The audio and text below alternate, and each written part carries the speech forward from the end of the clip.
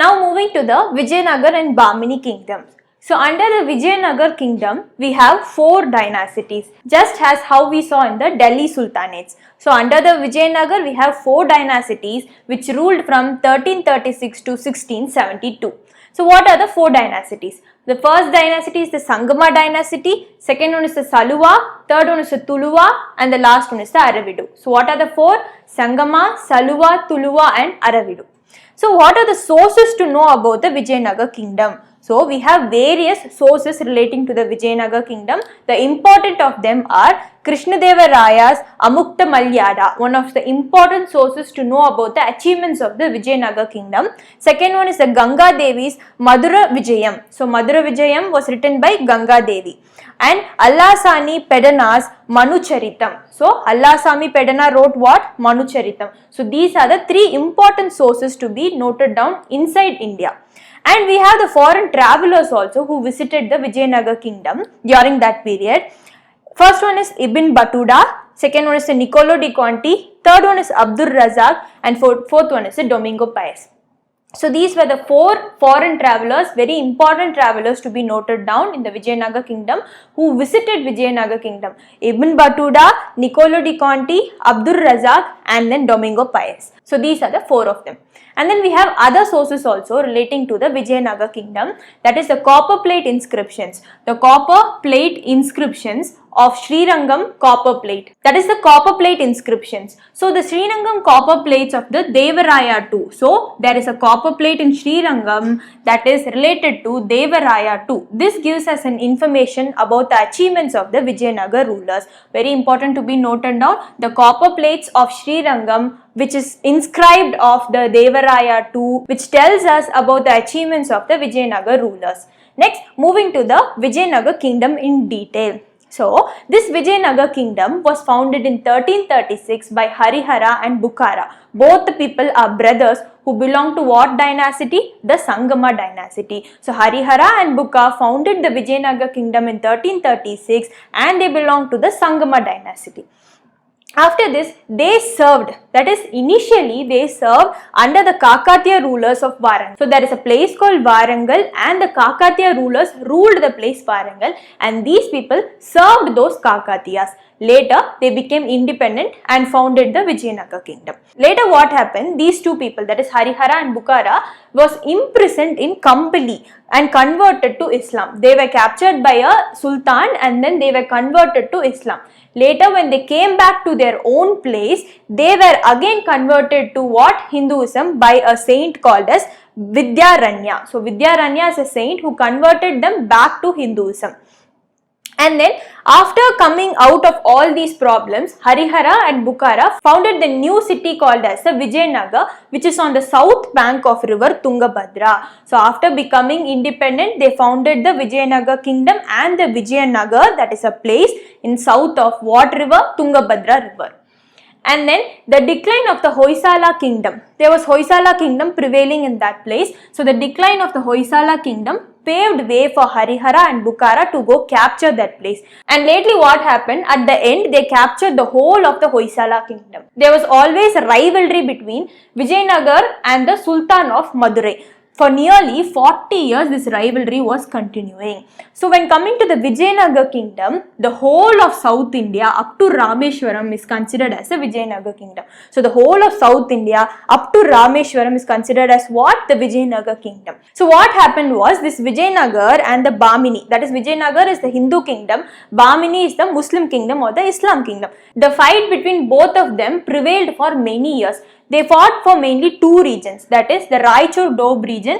Doab is nothing but the fertile land between 2 rivers. So Raichur-Doab is found between river Krishna and Tungabhadra. They also fought for another Doab between river Godavari and Krishna. So this Raichur-Doab is found in between Krishna and Tungabhadra, which was very fertile and hence both the kingdom wanted that area. Now moving to the Sangama dynasty, the most important ruler under the Sangama dynasty was whom? Devaraya II. That's why we saw his inscription, that is copper plate inscription, his achievements and the Vijayanagar kingdom achievements was inscribed in Srirangam. So Devaraya II is an important king and after his death, all the people under the Sangama dynasty became weak and hence it declined. After the Sangama dynasty comes the Saluva dynasty. This Saluva dynasty was founded by Saluva Narasimha. So who founded the Saluva dynasty? Saluva Narasimha, and it ruled for a very brief period of time, that is from 1486 to 1509. So we've done with the Sangama and the Saluva dynasty. Now moving to the Tuluva. Let's see about Krishnadevaraya. The Tuluva dynasty was founded by Veera Narasimha. So the greatest ruler of the Vijayanagar kingdom is the Krishnadevaraya, who belonged to the Tuluva dynasty. And the Tuluva dynasty was founded by whom? Veera Narasimha. So this Krishnadevaraya had great military ability and high intellectual quality. His first task was to check the Bahmani forces. So if you take India like this, the South India was dominated by the Vijayanagar and Bahmani Kingdom. So this Bahmani and Vijayanagar Kingdom were in constant fight for many years. So the first work of Krishnadevaraya was to check their incoming. So the first task was to check the Bahmani forces and capture the Raichur Doab. We saw that the Raichur Doab is the fertile region between the Krishna and the Tungabhadra river, and Krishnadevaraya left and captured the Raichur Doab. He maintained friendly relationship with the Portuguese. So with the Portuguese people he was more friendly, and then Albuquerque sent his ambassador to Krishnadevaraya. So we know about Albuquerque, that is he sent his ambassador to Krishnadevaraya. Though Krishnadevaraya is a Vaishnavite, he respected all religion, that is he tolerated all religion. And then he was a great patron of literature and architecture. So Krishnadevaraya was a great patron of literature and architecture. He is otherwise called as the Andhra Bhoja. So Krishnadevaraya is otherwise called as Andhra Bhoja. And then there were 8 eminent scholars inside the Krishnadevaraya's court. Very important point to be noted down. 8 eminent scholars inside the Krishnadevaraya's court, and they were called as Ashtadigajas. So they were called as what? Ashtadigajas. Ashta means it represents 8. And among these 8 scholars, the important scholar was Allasani Pedana, who was the greatest, and he was considered as the Andhra Kavita Pitamaga. So we already saw about Allasani Pedana, where he wrote the Manucharitam and Harikatha Saram. And other important scholars inside the Krishnadevaraya's court were Pingali Surana and Tennali Ramakrishna. So these were the important people under the Krishnadevaraya's court. And Krishnadevaraya's works include Amukta Malyada, that is written in Telugu, and then Jampavati Kalyanam and Usha Parinayam, which was written in Sanskrit. So these two are the important works of whom? So these 3 are the important works of whom? Krishnadevaraya. And then moving to the reforms of Krishnadevaraya, he repaired many temples. So many temples were repaired by Krishnadevaraya and also built temples. That is Vitasala Swami temple and the Hazara Ramaswamy temple was built by whom? Krishnadevaraya. And a new city was built by Krishnadevaraya called as Nagalapuram on the memory of his queen, that is Nagaladevi. So on the memory of his queen Nagaladevi, he built the new city called as Nagalapuram. And then later, after the death of Krishnadevaraya, succeeded Achyutadeva, and after Achyutadeva it was Venkata. So the important battle which took place is the Battle of Tallikota, which took place in 1565. So the combined forces of Bijapur, Golconda, Ahmednagar and Bidar. So what happened was, lately, that is the Bahmani kingdom, right, the Muslim kingdom got separated into various independent kingdoms. So these are the various independent kingdoms, that is the Bijapur, the Golconda, the Ahmednagar and the Bidar. All these sultans joined hands together to fight against whom? Rama Raya. So Ramaraya and all these independent Bijapur kingdoms fought together, and Ramaraya lost in the Battle of Tallikota, which took place in 1565.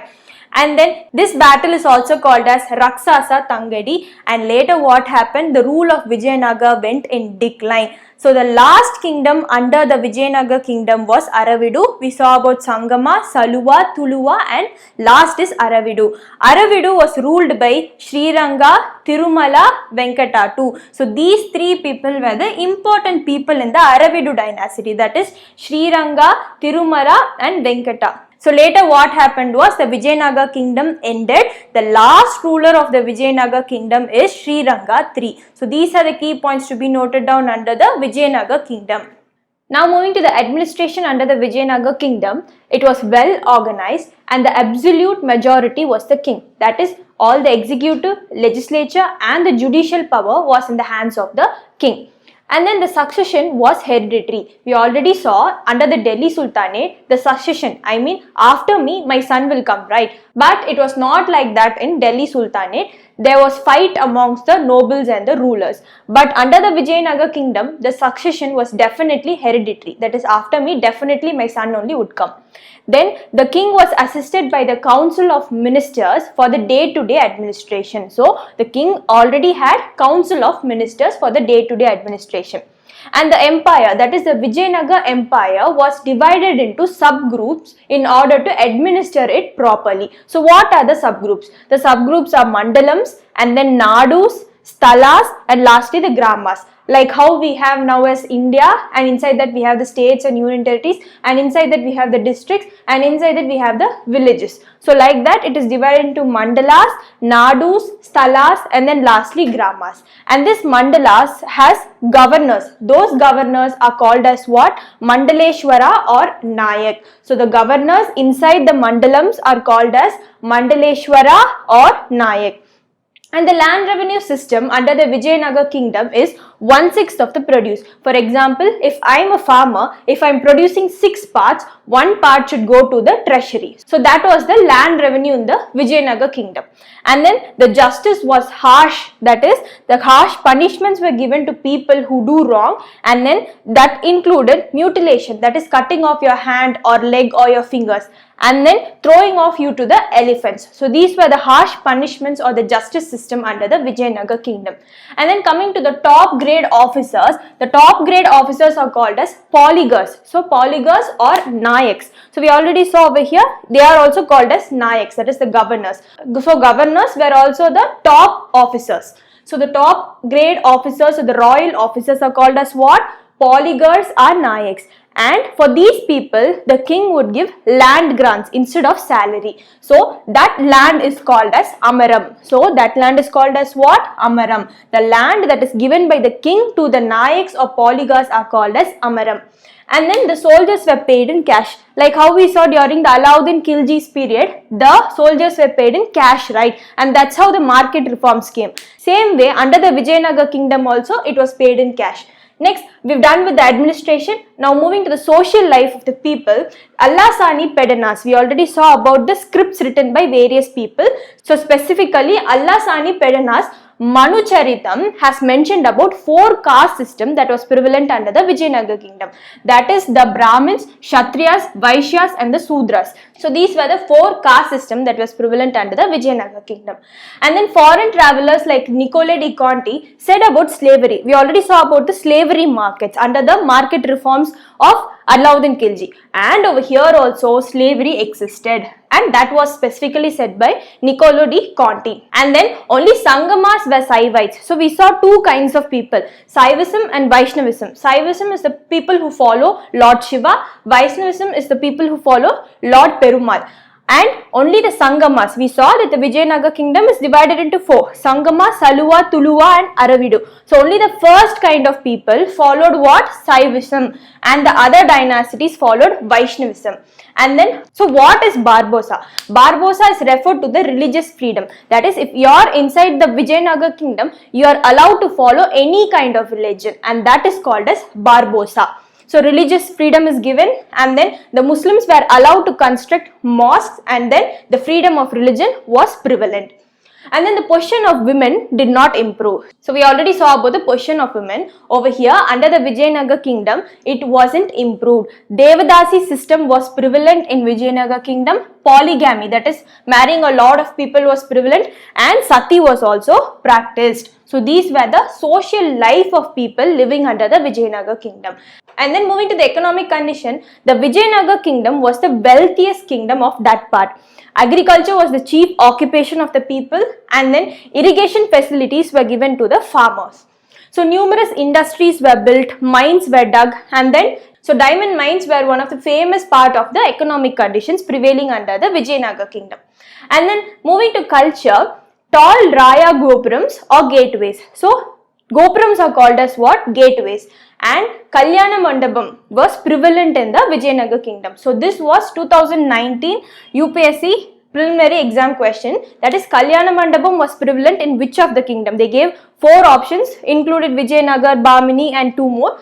The answer for that is Vijayanagar kingdom. So tall Raya Gopurams or gateways and Kalyana Mandapam was prevalent during Vijayanagar period, and this Kalyana Mandapam consisted of pillars, and in the pillars horse is the most prevalent animal. So there will be many animals inscribed in the pillars, but horse is the most prevalent. And then Amman shrines were added later, that is the female goddess shrines were added later to the temples, and then the popular temple is found in Hampi in Karnataka. And then the other famous temples with good architecture is Varadaraja and Ekamparanada temples.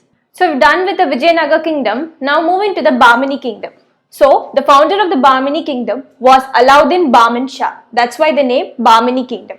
His other name was Hasan Gangu, and it was founded in 1347. So, the Bahmani kingdom was founded in 1347. Vijayanagar was 1336 by Harihara and Buka. Now, the capital of the Bahmani kingdom is Gulbarga. So, there were totally 14 sultans who ruled under the Bahmani kingdom. The important of them was Alauddin Bahman Shah, Muhammad Shah I and Firoz Shah. And there was a sultan named Ahmad Wali Shah who shifted the capital from Gulbarga to Bidar. And then this Bahmani kingdom reached its peak or zenith under the Sultan Muhammad Shah III. From where to where? Approximately from Arabian Sea to Bay of Bengal, the empire extended. And his success is because of his minister Muhammad Gawan. So it reached its zenith, right? So this success was attributed to his minister Muhammad Gawan. This Muhammad Gawan was actually a Persian merchant who came to India during that time, and he joined the Bahmani kingdom as a merchant, and later, due to his loyalty and his genius works, he was promoted as a chief minister. And then his knowledge included mathematics, and he had a good sound knowledge in military. So he was very loyal to the king and the kingdom. Next, moving to the administration, first thing Muhammad Gawan did was he advised the king to reduce the allowances for the nobles. That is, the nobles were given a lot of allowances, a lot of money from the treasury was moving out, and hence he told the king to decrease the allowances. This aggravated the nobles, and then they organized a plot to kill him. So same way, the plot was executed and Muhammad Gawan got killed. So after the death of Muhammad Gawan, the Bahmani kingdom started declining. So after him, they were all weak successors who came into the Bahmani kingdom. Then later what happened? So all the sultans under the Bahmani kingdom declared independence. And by 1526, by the time 1526, there were 5 independent kingdoms that went away from the Bahmani kingdom. So those 5 kingdoms were Ahmednagar, Bijapur, Berar, Golconda and Bidar. So these were the 5 kingdoms that got separated from the Bahmani kingdom, and these collectively were known as the Deccan Sultanates. So we've done with the Bahmani kingdom.